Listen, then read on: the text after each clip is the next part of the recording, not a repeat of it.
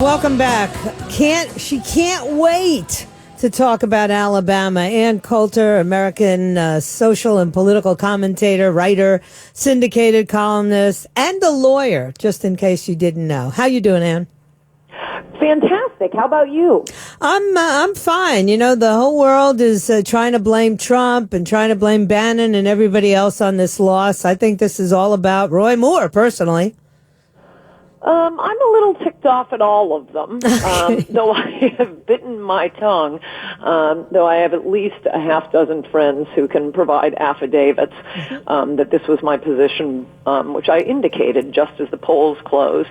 Trump never should have endorsed Luther Strange. He should have endorsed Mo Brooks. Yep. Mitch McConnell should not have spent millions and millions of dollars in the primary, not attacking Roy Moore, but attacking Mo Brooks. What is special about Mo Brooks? He ran on the winning issues, the only winning issues that are always winning issues. Immigration, immigration, immigration. Jeff Sessions was a stalwart on immigration in the United States Senate. Of course, Mitch McConnell hated him. He won his last election by 97%. Right. Donald Trump is not, anybody's idea of Mr. Presidential. He beat Hillary with the entire media, the Democrats, and his own party against him with all kinds of late-breaking scandals on what issue? Immigration. Until Republicans, and I'm including Bannon, McConnell, and Trump understand that immigration is not only the most important issue facing the country, but the issue that wins elections, we're going to keep having these idiotic primary fights over nothing. Establishment versus anti-establishment. We went through this. Remember? Oh, we did. With the Tea Party candidates, Christine O'Donnell, Sharon Angle, Richard Murdoch, Todd Aiken. No, we may personally hate Mitch McConnell and establishment Republicans, and there's a lot to hate there. But that isn't the winning issue. The winning issue is immigration. Keep your eye on the ball, you idiot Republicans. Yeah, well, listen, I agree with you there. And I also think that, everybody thinks they can beat Donald Trump. I think Roy Moore thought he could beat Donald Trump. And none of them can pull it off. I don't know. Well, he wasn't, though. I mean, going around, look, I'm a Christian, you're a Christian. Going around babbling about the Ten Commandments and abortion, those aren't the litmus test issues anymore. I will write further about this in next week's column. I'm sure. It used to be, back when we were kids, abortion was a fantastic litmus test. It's what separated someone like Ronald Reagan from George Bush and all the moderate Republicans. Half the Republican Party used to be pro-abortion. Then Reagan ran as, Mr. Pro-Life, won 2 landslide elections and won the Cold War. Now every Republican is pro-abortion. It means nothing. We are looking for a litmus test to separate the mice from the men, and that issue is immigration. A Republican who's good on immigration, as Jeff Sessions was, as Mo Brooks is, they will be good on every other issue these idiot Republicans care about. It isn't just talking back to the media or pissing off the right people. I love ticking off the right people. I am someone who ticks off the right people. Yes, you are. But that isn't good enough. No. You have to have the basic issue that voters will forgive anything for. I mean, for 20 years, Republicans, voters have, every time they've been allowed to vote on the issue of immigration, starting with Proposition 187 in California, Eric Cantor, Donald Trump, the American people shutting down 3 sneaky amnesties the Republicans tried to push through. Every time forget Republicans, it's both Democrats and Republicans. Every time voters have a chance to make their opinion known on immigration, they keep voting less immigration, restrictions on immigration, no welfare benefits for immigration, no anchor babies, we want a wall. Well, how stupid are these Republicans? I don't know. Winning issue right here. And you had multiple examples in the last 3 or 4 weeks in New York of chain migration, and nobody mentioned it. It was except for Jeff Sessions. It's a little, he's not running for office anymore. I checked to see last night because I didn't recall Roy Moore ever saying anything about immigration. It was always the Ten Commandments. And again, he wanted to build a wall. That's not the issue. He did want to build a wall. I had to search Nexus last night for an hour before I could find a statement back from 2006 from Roy Moore. When asked He did support, which is kind of an idiotic idea, but at least, he came out on the side of something. He supported George Bush's idea of putting the National Guard on the border while saying, no, we need a wall. But I couldn't find anything else in the entire Nexus archives. He could have been the exact same person if he had been great on immigration. He wasn't. Mo Brooks was. That's why we all supported, I specifically supported over and over. I only provided a few links in my column today. Mo Brooks in the primary, and that's why McConnell opposed him. Yeah. No, you're absolutely right. And it's funny because if you look at the people who did support Mo Brooks, they quietly said, all right, if it's Roy Moore better than Luther Strange, but we're not happy about it. Right. The same personalities. And so none of us are disappointed that Roy Moore lost. I certainly am not. No, it would have been. I mean, I'm glad it was close because I do think the child molestation charges are complete BS. But if you take that out of it, okay, he has been falsely accused. I feel sorry for him. I hate the media. I would have voted for him just to show how much I hate the media. But take that out, and he's not that great a candidate, and he would have hurt the Republicans. Yeah, it would have been an anchor around them. And, today, let them gloat. They think that this means something about the future. I'll tell you what it means about the future. If you look at the numbers in a harsh way, they have no chance of taking back the House unless somebody self-destructs. And the Republicans actually have a pretty good chance of getting a bigger majority in the Senate. They're defending far fewer seats than the Democrats are. Well, it's a good year for us, but only if Republicans, and I mean all of them, Donald Trump, Mitch McConnell, and Steve Bannon, all wake up and see that they are losing as long as Trump's administration is going to be, the George Bush presidency, but with Jared Kushner. That's really the big difference we have here.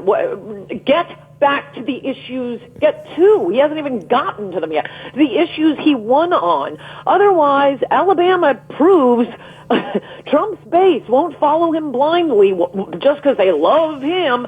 It's the issue he ran on. It's the wall. It's anchor babies. Okay, we did get the Muslim ban, though. I think we could be a little more pedal to the metal on that, and I notice it's not quite the full Muslim ban I was promised. He's got to stop pursuing these the old GOP issues that, some small group of people care about, but the rest of the country could not care less about. It is the white working class. It is the middle class. It's people like you and me who voted for him for immigration. Get back to those issues, and he will start winning again. But if he doesn't do that, I say Republicans get wiped out in the midterms. Wow, that's a heavy statement. See, I don't see how that happens. I think that there's a lot of stuff happening, Ann, that's going to be pleasing to the white middle class voter. Tax relief certainly will be. Bringing back manufacturing jobs certainly is helping out in areas of the country that care about tax cuts. Half the country does not pay taxes. This is the second term stuff. Wall, deportations, really start enforcing that Muslim ban, and I'd extend it now. End anchor babies. If he wants to gin up his base, that's what he has to do. Half the country doesn't pay taxes. Also, the trade deficit has actually increased with Mexico and China since Trump has been president. That's kind of a big issue. The three pillars of the Trump campaign were no more pointless wars. Hey, are we still in Afghanistan? Is he threatening some sort of war with North Korea, which isn't even our problem? It's China's problem. So he wanted no more pointless wars, bring manufacturing home, and immigration. He is not doing that. He's moving the embassy. He's pushing through tax cuts. He's failing to get through an Obamacare repeal. This is all the stuff Jeb exclamation point would have done. No. Don't say that. Huh. No, but see, I think the bringing back of manufacturing jobs does resonate with the base. And I think, do, but he's not doing it. Well, he did it. The numbers have never been better. He brought back more jobs in the last quarter than Barack Obama was able to do in 8 years. Actually, Barack Obama continued to lose manufacturing jobs every single quarter. So there's some stuff that, will resonate with people. It's around the edges. And by the way, I'm not saying this is going to happen. I'm warning of, the ghost of Christmas future. But I think everybody on our side needs to wake up and see what happened in this election. Number one, the base will not blindly follow Donald Trump. They didn't vote for him for his personality. They voted for him on the issues.